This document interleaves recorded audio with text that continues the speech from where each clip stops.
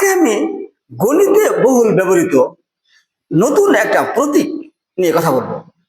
এই প্রতীকটা আমরা পাই, এই ব্যাগের লেখা থাকে সাবার অক্ষরে, আমরা সাধারণত হাতে এই ব্যাগে পাই লিখি।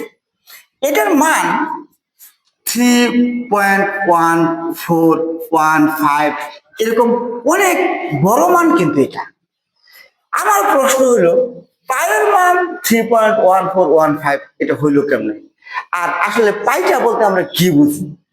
পাই হলো একটা বৃত্তের যে পরিধি থাকে এবং এটার যে ব্যাস থাকে তার অনুপাত।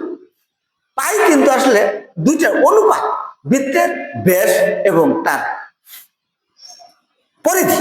অনেকটা বৃত্তের পরিধি যদি 2πr হয় এবং ব্যাস যদি 2r হয়, ব্যাসার্ধ আর হলে ব্যাস 2r যদি হয়, তাহলে 2 কাটা সমান সমান পাই।